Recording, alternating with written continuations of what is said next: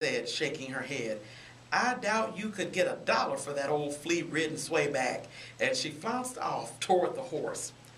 Don't say those things about old boss, Libby called after her, throwing her arms around the horse's neck. She knew he wasn't the fine carriage horse he had once been, but why did Virginia have to rub it in? Now Libby thought back on her own truth-telling, and Mama's words suddenly became crystal clear. The next day, Libby caught up with her friends on the way to school. She told Ruthie Mae, "You did have a hole in your sock, but I could have whispered it to you instead of hollering it out for everybody to hear. I'm sorry." Ruthie Mae smiled. "You finally got it," she said. Libby apologized to Willie, too. "I should have let you tell Miss Jackson about your own homework. It was unfair. Besides, nobody asked me in the first place." "That's all right. But hey," he added, "do you think you could help me with my geography homework?" "No problem," said Libby. But there was one more person she had to see. On the way home, she headed straight for Miss Tollsbury's house. Libby found her neighbor out front, down on all fours, pulling up flowers and snatching up vines by the roots. When Miss Tollsbury saw her, she wiped her brow with the back of her hand and flashed a full smile. "I'm sorry if I hurt your feelings yesterday," Libby said. "Libby Louise, you are right," Miss Tollsbury replied. "This place had gone completely and uncontrollably wild. But you were so mad at me." Miss Tollsbury waved a dismissing hand. "The truth is often hard to chew. But if it is sweetened with love, then it's a little easier to swallow." Libby really did understand. She picked up a hoe and began helping. "Things are really looking pretty good around here," she said. And that was the honest to goodness truth. We'll be right back after these messages. And we're back. I'm your host, Toro, for Parents Love Your Children, co-host Dr. Charlotta Sutherth, who just got done reading with us The Honest to Goodness Truth, written by Patricia McKissick. Charlotte, I think my favorite part was when Sharzetta was getting a spanking, which was almost close to your name. I know. And, I didn't pick that for that reason. I like the title so much. Mm-hmm. And I thought it was, just a good title to read for young listeners. And then also when she saw the garden, it actually looks like a jungle. Yeah. She didn't want to tell the truth at first, but she got down to the final part that it looked like a jungle. Right. That was a good one. That was a good story. Yes, it was. Our parent tips come from parents.com. What makes a great parent? And in some of those writings, it shared that we are, as parents, are our kids' hero.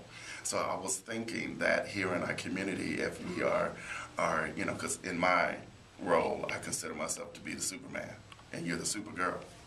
Really? Yes, but I almost wore my Superman T-shirt. Oh my goodness! And yes. I'm just saying that if all the parents thought of what hero they were in their kid's life, they could wear that T-shirt. Okay. Who are the superheroes in their lives? Yes.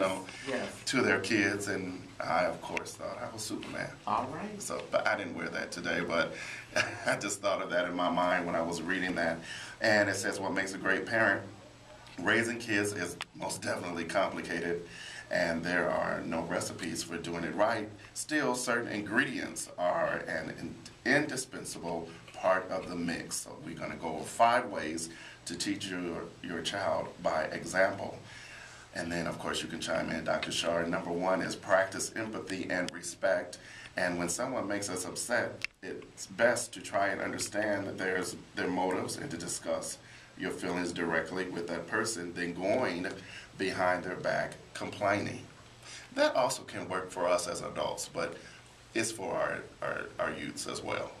Yeah, I would agree. And, oftentimes, it says that we should teach our children how to seek for an understanding or to be understood before we rush to a quick judgment. Mm-hmm. And, I was thinking about, that would be a good one to model in front of children so they can learn how to problem solve and not rush to judgment you know, or rush to be argumentative, Mhm. but, you know, to seek to be understood, and then, you know, even still, you know, the first part of that, you know, just be merciful. Right. And then for us not to always, like, I like the part where we don't have to go behind anyone's back and complain. Right. Might as well be up front at the beginning. The second one is make a difference. Show your child that our action matters, finding a cause that you wholeheartedly support. Which in our community, the volunteer program, the young, what is it, Young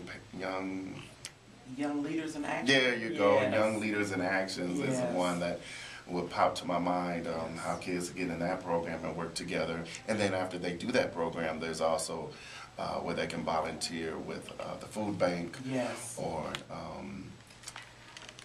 there was a program where you could mow the lawn for the elderly, or Yes, yes. you know, there's a whole list of volunteer programs that they can get involved with. You know, and oftentimes now, Toral, you hear the cliches, you know, pay it forward, give back to your community.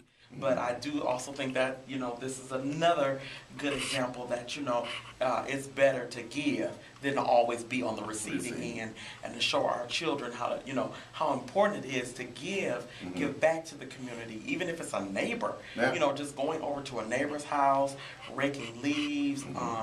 You know, our daughter on just Tuesday. She's been doing this every Tuesday. Okay, went and got the garbage can for a neighbor. Yeah. You know, so they're never too young to begin to think about someone other than themselves and how we can help each other. Right. Yeah, that brings to mind. She does this every Tuesday.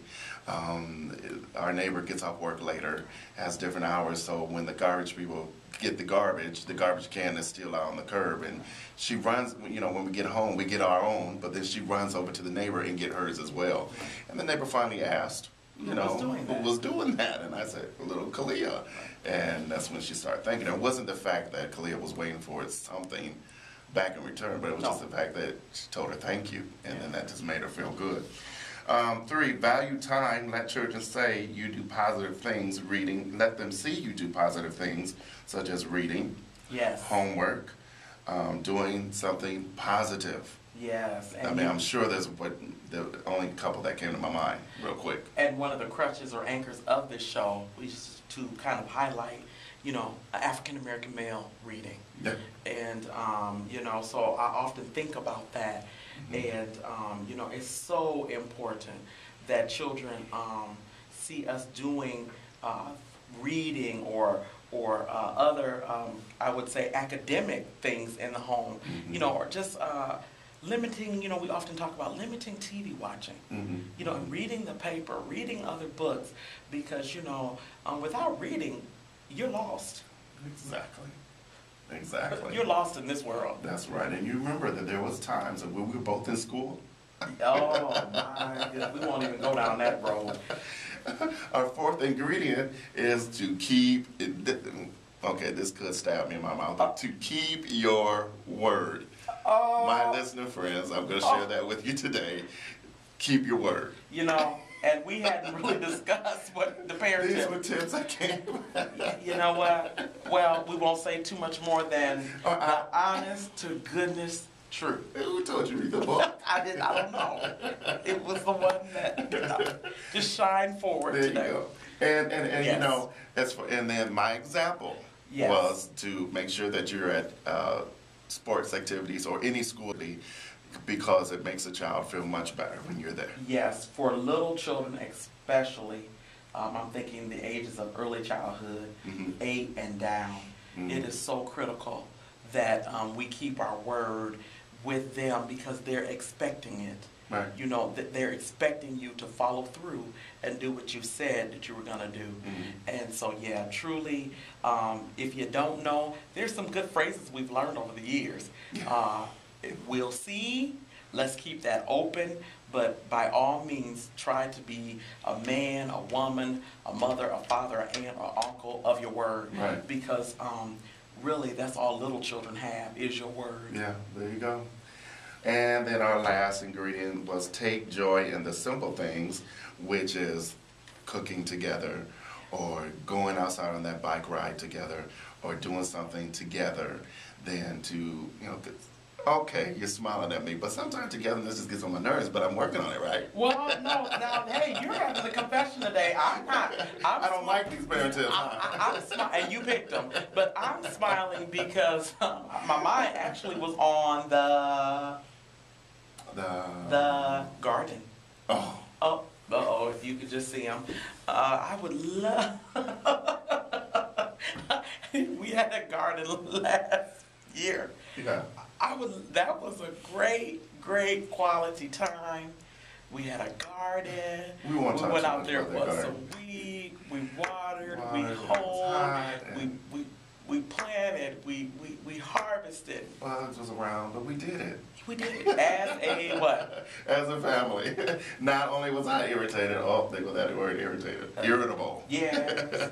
So those were your 5 ingredients that I shared with you today. Mhm. Was to practice empathy and respect and make a difference, value time, and keep your word. Take joy in the simple things. So that comes from parents.com. What makes a great parent? Wow. So also before we end our show, Charlotte, I always share with the early Head Start programming of Yes. our recruitment that's going on with that as well. Would you like to give us more information on what we need to continuously do?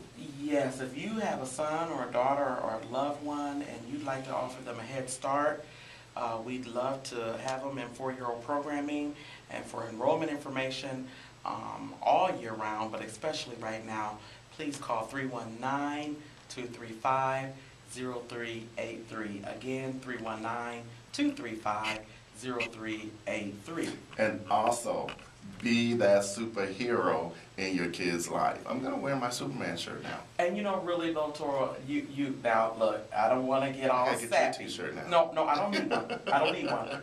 I don't need one. You know what I was thinking about? Be Jane. No, but anyway, I don't need one. You know, she was Tarzan's. But anyway, you said. Superhero. Oh, I'm Lois Lane. You Superman Clark Kent? Yes. Okay, I'm Lois Lane. Okay, Lois. But anyway, you know, it really does take a monumentous amount of effort and energy to be a great parent, and really superheroes, you know, really that's what parents are.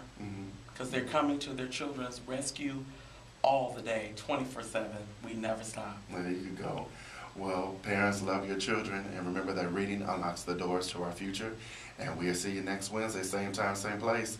Hey, happy Easter. Bye-bye.